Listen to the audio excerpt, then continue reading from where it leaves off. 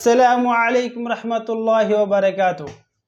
بس ایک ہی الو کافی تھا برباد گلستاں کرنے کو، بس ایک ہی الو کافی تھا برباد گلستاں کرنے کو، ہر شاخ پہ الو بیٹھا ہے انجام گلستاں کیا ہوگا۔ دوستو، آج کے اس معاشرہ اور سماج سے بہت ساری خوبیاں چلی جا رہی ہے۔ ہمارے معاشرے اور سماج میں کچھ ایسی بیماریاں ہیں جس سے ہمیں آئیڈینٹیفائی کرنا ہے اور اس کا سلوشن بھی نکالنا ہے۔ سب سے پہلی بات، جو ہمارے محلے سماج میں جو مسئلے دو چار ہیں، ان کی پریشانی بہت زیادہ ہے۔ ان مسئلے مسائل کی وجہ سے ہمیں پریشانیاں بھی بہت ہوتی ہے اور اس کا حل بھی تلاش کرنا ہے۔ مثال کے طور پہ آپ کے گھر میں اگر 4 لڑکے ہیں یا پھر 2 لڑکے ہیں اور 2 لڑکیاں ہیں، اور آپ نے ہر ایک کو موبائل دے رکھی ہے، آپ ذرا یہ بتائیے کہ ان موبائل سے ان کا فیوچر بنے گا یا پھر بگڑے گا۔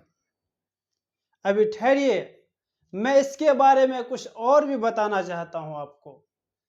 اگر آپ نے ان کو موبائل اپنی ذمہ داری سے دی ہے، اس بھروسے سے دیا ہے کہ اس موبائل سے ان کا ہو سکتا ہے فیوچر بنے، وہ پڑھائی میں اچھا ہو، وہ اس کے ذریعے کچھ پروجیکٹ کرے، صحیح بات ہے۔ لیکن آپ ایک گارجین ہونے کے ناطے آپ کو چاہیے کہ ان کا موبائل صحیح استعمال ہو رہا یا نہیں۔ آپ کو چاہیے کہ آپ اپنا قیمتی وقت نکال کر کم سے کم 10 سے 15 منٹ ان کے پاس بیٹھیں اور چیک کریں کہ ان کا موبائل کس لیے استعمال ہوتا ہے، کس پرپس کے لیے وہ استعمال کر رہا ہے۔ اس موبائل سے کیا وہ اپنے فیوچر کے لیے کچھ کر رہا ہے، کیا آپ نے جس مقصد کے تحت ان کو دیا ہے، کیا اس چیز کو وہ بخوبی نبھا رہا ہے یا پھر کوئی دوسری پیٹری پہ نکل رہا ہے۔ اگر نہیں تو آپ کو چاہیے کہ آپ اسے چیک کریں۔ آپ کو چاہیے کہ اس کا ہر وقت خیال رکھیں، کیونکہ موبائل تو یا تو رحمت بن سکتی ہے یا تو زحمت بن سکتی ہے۔ موبائل ایک ایسا ڈیوائس ہے، پوری دنیا گھما جا سکتا ہے۔ موبائل ایک ایسا ڈیوائس ہے، اس کے اندر کی جتنی ساری خوبیاں ہیں اس سے زیادہ اس کے نقصانات بھی ہیں۔ ایک موبائل سے انسان چاہے تو اپنی زندگی کا صحیح راستہ نکال سکتا ہے، اور یہی موبائل ان کو جہنم تک بھی پہنچا سکتی ہے۔ آپ میرا اشارہ سمجھ سکتے ہیں، اس لیے آپ اپنے فرزند کا، اپنے صاحبزادے اور صاحبزادیوں کا خیال رکھیں۔ آپ ان کو موبائل بڑے شوق سے دیتے ہیں اور بڑے بہترین انداز میں گفٹ کر کے دیتے ہیں، میں اس کے لیے منع نہیں کرتا ہوں، لیکن آپ کو چاہیے کہ اس کا خیال بھی رکھا کریں کہ اس کا مقصد کدھر جا رہا ہے۔ کیونکہ آج کے وہ دور ہے، یہ 800 سالہ حکومت ہمارے مغلوں کی نہیں ہے، لیکن یہ قلعے والی تو نہیں ہے، لیکن آپ 7 قلعوں کے اندر بھی لوگ بیٹھ کے برائیاں کر سکتے ہیں، 4 دیواری میں بھی بیٹھ کے برائیاں کر سکتے ہیں۔ موبائل ایک ایسا چیز ہے، اگر آپ ایک انسان کو موبائل دے دیں اور اس کو 7 دیواریوں سے گھیر دیں اور ان کو بولے کہ آپ کو ایک بھی برائی نہیں کرنا ہے، تو آپ کو لگے گا کہ ان کے موبائل سے وہ کیا ہی کر لے گا، لیکن نہیں جناب، ایک موبائل سے وہ دنیا کی ساری برائی کر سکتا ہے۔ اس لیے آپ ان کا خیال رکھیں، کیونکہ اور بھی اس طرح کی بہت ساری پریشانیاں ہمارے محلے سماج میں ہیں۔ مثال کے طور پر گھر میں ٹی ویاں ہیں، LED لگے ہوئے ہیں، بہت سارے چیزیں ہیں، لیکن جب اذان ہوتی ہے تو ان کی آوازیں میوٹ ہو جاتی ہے، لیکن بند نہیں ہوتی۔ یہ نہیں توفیق ہوتا ان کو کہ ہم نماز کا وقت ہو گیا ہے، اذان مؤذن حی علی الصلاح حی علی الفلاح پکار رہا ہے، آؤ کامیابی کی طرف، آؤ نماز کی طرف، لیکن کسی کے کان میں جوں تک نہیں رینگتا، صرف آوازیں میوٹ ہو جاتی ہے۔ اس کے بعد جیسے ہی اذان ختم ہوتی ہے پھر سے شروع ہو جاتی ہے۔ کسی کو اتنی توفیق نہیں ہوتی ہے کہ جس طرح مؤذن نے حی علی الصلاح حی علی الفلاح کہہ کے ہمیں کامیابی کی طرف آؤ اور نماز کی طرف آؤ کی دعوت دیا ہے، اس دعوت کو جھٹلا اور ٹھکرا دیتے ہیں۔ اصل تو یہی ہوتا ہے، کیونکہ آپ کا دماغ، آپ کا ذہن صرف ٹی وی سیریلوں پہ ہے، موبائل کی اسکرین پہ ہے۔ آپ کا جو ذہن و دماغ ہے وہ صرف آپ کی اسکرین پہ ہے۔ آپ سوچتے ہوں گے، آپ ایک مسلمان ہونے کے ناطے، آپ ایک اہل ایمان ہونے کے ناطے آپ کے اندر اتنی شرمندگی تو ہوگی کہ اذان جب پکارا جا رہا تو آپ تو آواز بند کر دی، لیکن پھر بھی آپ کے ذہن و دماغ میں یہ کنورزیشن ہوتی ہوگی کب ختم ہو کہ میں پھر سے شروع کروں۔ واللہ ایسے وقت میں آپ کے دلوں پہ بھی مہر مار دیے جائیں گے، آپ کے دلوں کے اندر بھی کشادائیگی ہوگی، آپ کے دلوں میں بھی زنگ پڑ گیا ہوگا۔ آپ دیکھیے اپنے آپ کو، ٹٹولیے اپنے آپ کو، کیا آپ اللہ کے حکم کو مان رہے ہیں؟ کیا آپ صلی اللہ علیہ وسلم کے فرمان کو مان رہے ہیں آپ؟ کیا آپ کے اندر وہ ایمانی جذبہ ہے، وہ روحانی جذبہ ہے جو صحابہ کرام کے اندر تھی؟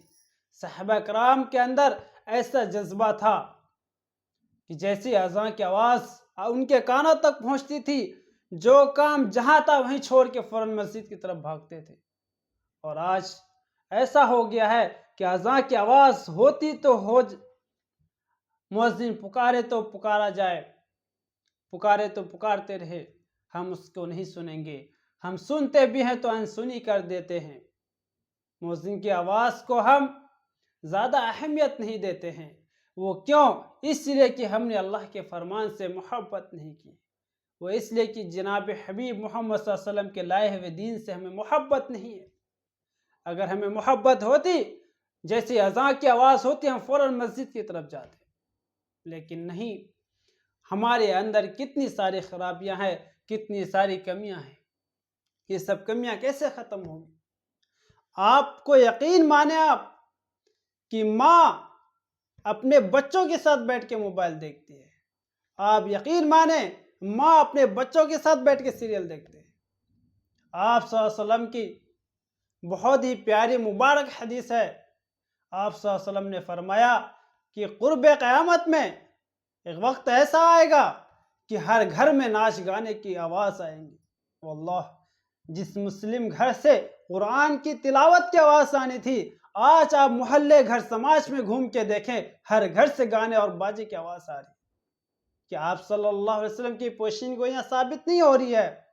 ہم کہاں چلے گئے، کس دلدل میں پھنسے ہوئے، کس طرح ہمیں کرنا چاہیے اور ہم کر کیا رہے ہیں؟ باپ بیٹے کے ساتھ بیٹھ کے موبائل دیکھتا ہے، دیکھنا منع نہیں ہے، لیکن اس وقت بھی اگر لڑکا ان کا گانا اور فلم ٹی وی دیکھ رہا ہے تو باپ منع نہیں کرتا، بڑے شوق سے اور فخر سے دیکھتا ہے۔ یہ تو بہت ہی افسوس کا مقام ہے۔ آپ اپنے اندر غور فرمائیں کہ ہمارے محلے سماج کے لڑکے نوجوان طبقہ آج کہاں جا رہا ہے؟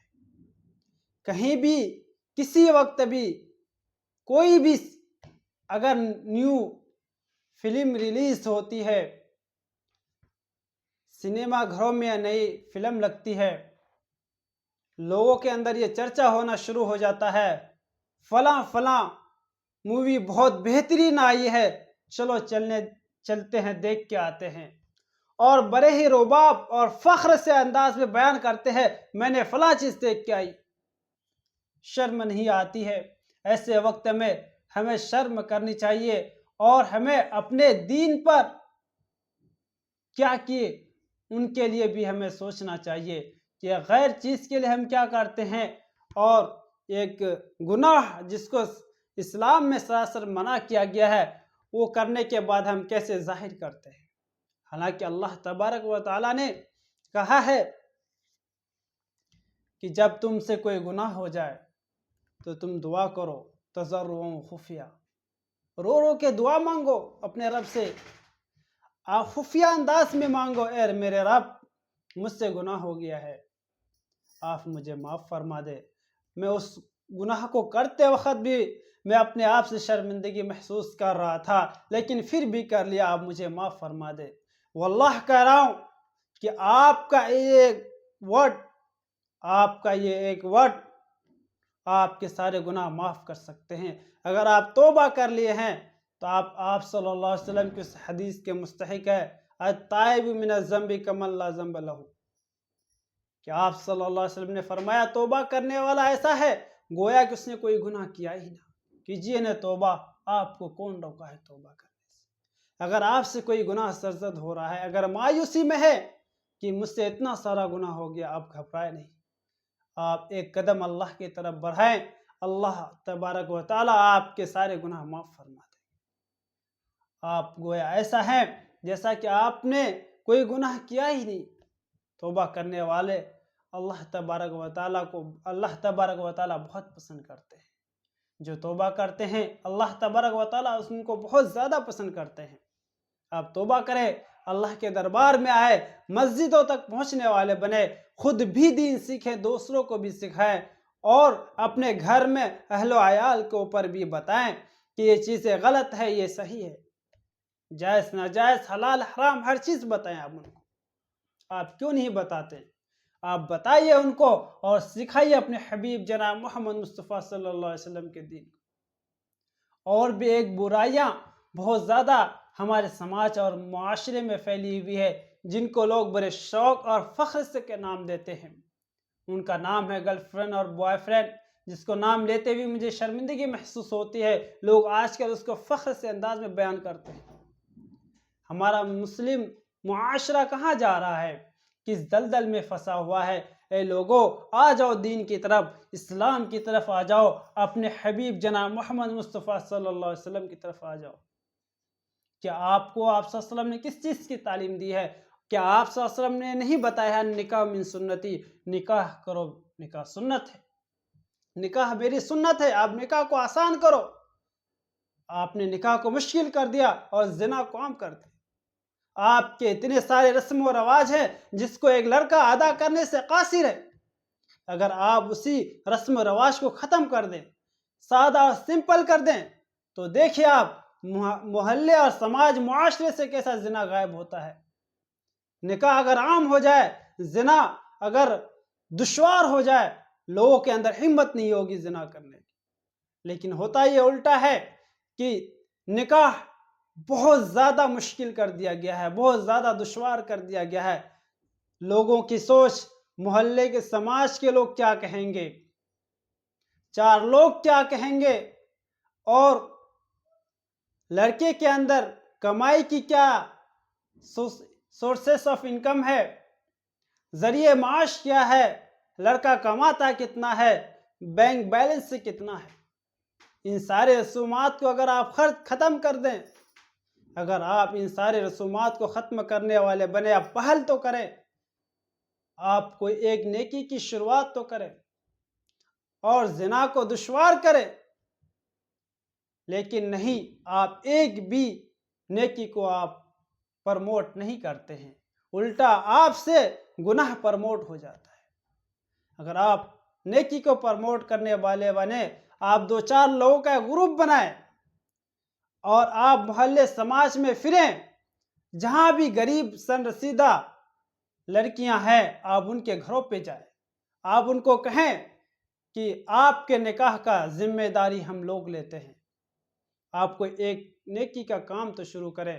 اللہ تبارک و تعالیٰ ہو سکتا ہے اس شروعات سے کوئی تبدیلی آ جائے، اس شروعات سے ہو سکتا ہے آپ کا آخرت دونوں جہاں بھلا ہو سکتا ہے اس ایک شروعات سے آپ کو دونوں جہاں میں اللہ تبارک و تعالیٰ سرخروئی کی ضمانت دے دے.